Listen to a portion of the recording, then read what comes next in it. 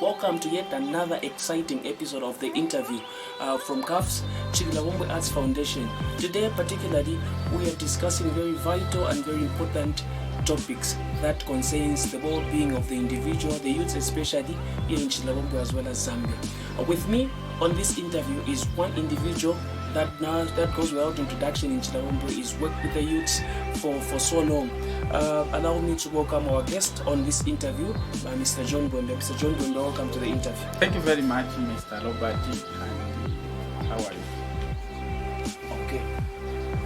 All right, Mr. John Bwembe, we appreciate your being here, sparing time just to be with us. It shows that you have attached great importance to the well-being of the youths in Chililabongwe. First of all, the audience might be wondering, who is Mr. John Bwembe? Who is Bwembe? So first of all, tell us who Mr. John Bwembe is. Yeah, just like the way you have stated my names, I am Bwembe John. Yes. I am a district youth development coordinator. DYDCC in abbreviation. So my job is to advocate for the young people and also to speak for the young people and to coordinate them regarding development. Yeah. DYDCC, it's a committee that has been initiated by Ministry of Youth and Sports. Yeah. As you may be aware, Ministry of Youth and Sports is not yet centralized local government.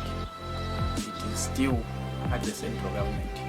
So it is very difficult for the ministry to coordinate the youths at the grassroots, especially at the district level, where we have no offices for Ministry of Youth and Sports. The offices are at the province level. So if the youths want something, they have to travel to London. So the ministry thought it wise, no? We should at least have a committee at the district level that can be spearheading the agenda of the youths to communicate what the ministry has for the youths at the district level. Yeah. So, in a nutshell, that is what I can say about me. Yes. Greatly elaborated and spoken very clearly. What would you say DYDCC, how effective it is? How is the reception from the youths in Chililabongwe especially? Well, in terms of activities, Chililabongwe has a good number of the young people who are vibrant. There's a lot of talents that needs to be transformed into good use. Yeah, that's why DYDCC is very much needed and it's so very cardinal concerning the youth. Yeah.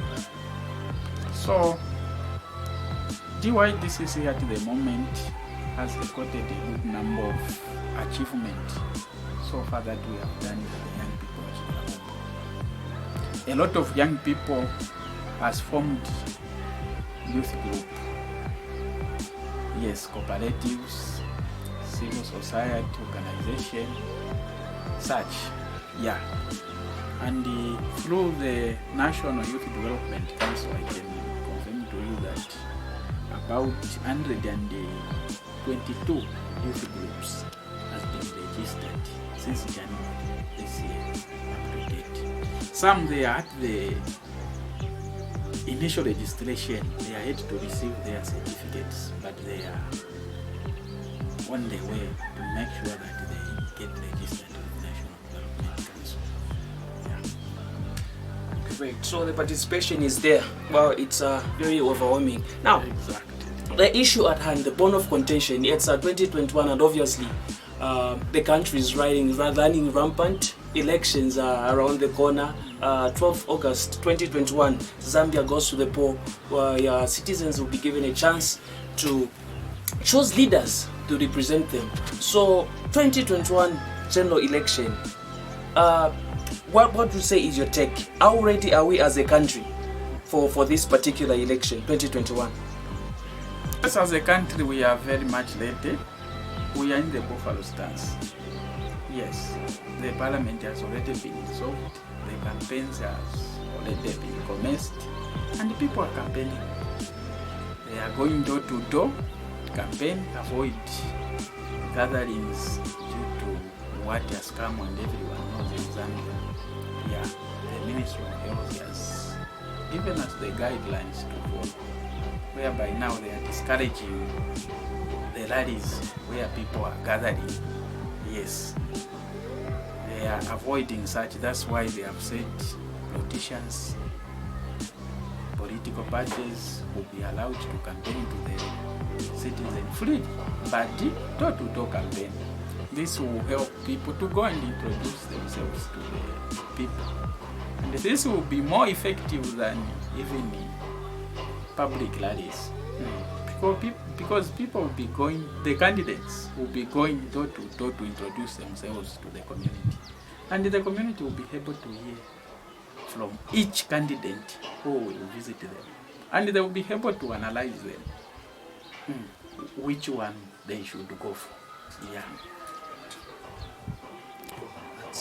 That's well elaborated. One particular topic that never goes without being mentioned in almost every election year is violence, especially perpetrated by the youths. So, what would you say is the cause of political violence? Yeah, the cause, we know it well. Yeah, actually, even you know it. Young people by now, they are not living. They are just surviving. So they are using any means that they thought they would find something that will be able to provide cash at the end of the day in order for them to put food on their tables. So they are using any means, be it fighting, insulting, doing what and what.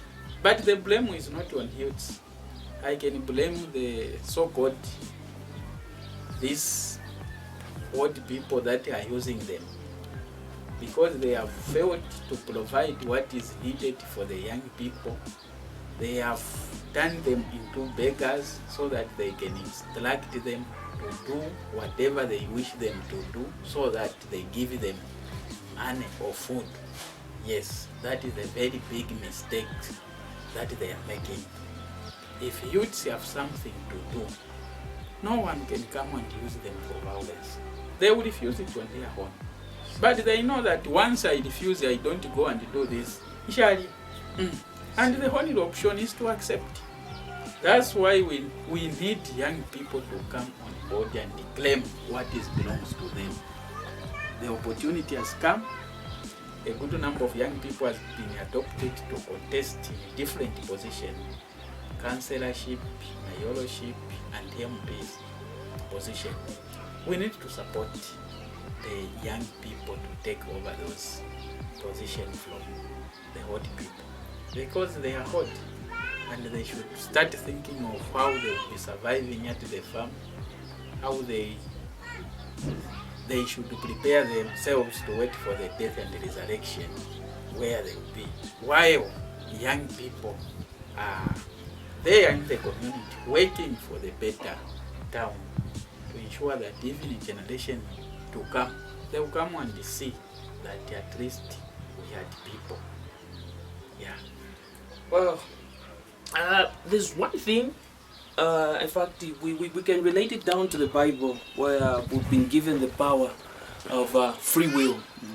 So if we say the youths are getting involved in this political violence merely because they are surviving and not living, would you say it's justifiable enough? I mean, who is really the key order here? Who is really the culprit here? Is it me that is surviving and not living, or you that is using me because you've exploited a weakness in me or a need in me, and then you are using it to your advantage? Who really is to blame between the two? I think the most culprit to blame are decision makers. Those are those who are in offices where youths should be finding opportunities. Then they have blocked those opportunities. Yes. What do you think when someone just decides to block your opportunity? Your life will be shattered. At the end, you just go to any opportunity that is available, be it a good opportunity or bad opportunity, as long as you are earning something at the end of the day. That is how it is. So the most culprit are the ones who are in decision-making office. They have not opened the doors fully for the young people. Yes, we have a good policy, especially when you look at National Youth Policy. The government has come up with a very good system. Yes, that should be govern the youths. That should be empowered the youths. But these people that has been given a mandate to implement the National Youth Policy are the ones who play.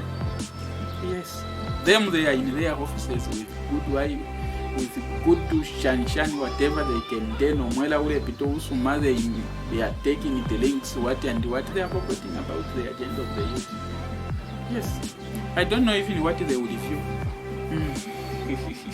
Yeah, the issue of review, and obviously we all understand that implementation has been an issue that that cannot be overemphasized, because in most cases, like you've stated, it's been neglected. Now, we do not want to focus on the bad aspects or the violence aspect, who's to blame and so on. Maybe what can we do as a country to eradicate this case? Is there anything that we can do? Is there hope? What can we do to avoid these political violences? I think we need to sensitize our fellow young people. It's not everyone who are bad. Some youths are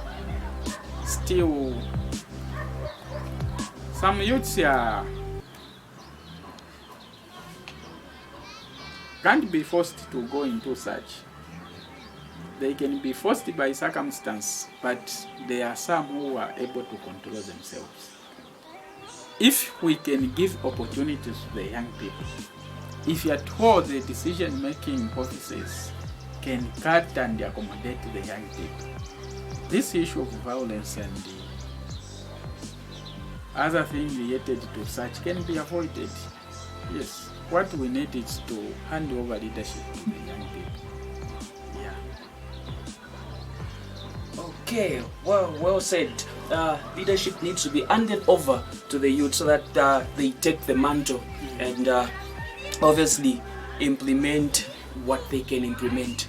Now, we might be self-centered because we've relied so much on Chililawombe, this violence here, but I want to believe that the violences, the youths are being used countrywide. So what would be your advice to the youths in Chililawombe and the youths in the entire Zambia, in the entire nation? I think my advice to my fellow young people is not to fight each other. When you fight your fellow youths, just know that you are killing your own brother. What we need to fight, it is the liberation from old people's leadership. We need to fight old people to hand over leadership to the young people. That is the kind of spirit we want. When you see a youth is contesting in a certain position and that person is capable to do the job and is able to deliver, support that person, regardless of their political party affiliation, regardless of their race, regardless of their religion. We need to support youth leadership, and we need to make sure these old people must retire from active politics. Yes, they need to leave it to the young people. What we need from them is just guidance and advice on how things are done. Yes, how we should be running the affairs of the nation, and not them to run the affairs of the nation. This system is just diminishing and insulting the life of the young people. They must back and leave. Yes. Particularly in Chililawombe, you have seen it. How can the person who is in the range of Koti Bambuya start fighting with a 27 years young person on the same position? You should be even feel ashamed. If it's me, I would have just said, my time has come. Yes, I should just remain for advice and providing guidance to the young people. As for now, you young people with energy, take up this. challenge. Work for the society while you are still young. Contribute to the better town of Chililabombo. Yeah, that is what I can do. Well, there you have it. The advice has been given. It's either you take it or leave it, but I would advise that you take it. It's clearly stated, and it's clear it's a well-known factor. Umuriro chingirira bakuruta ocha. And of course, we need our parents. We need them for guidance. We need them for advice. But at the same time, they also need to realize that it's high time they entrust the leadership to us as the youths. Mr. John Bwembia, thank you so much for coming, for making time to this interview. We appreciate. Thank you so much. Thank you very much. Okay, there we have it. It's been said. It's already been spoken. 2021, we're heading to the polls. Let us ensure that we put the right people in those offices. Leadership should be taken up by the youths, and the youths is your power lies in the vote. Violence won't solve anything. Violence would distract development in our country, in our district, in our society. So what we need now more than ever is unity with purpose, and ensure that we pick candidates, we pick leaders that are ready to work for us. So from me and Chililabombo Arts Foundation, we're saying thank you so much. To see you next time in another interview.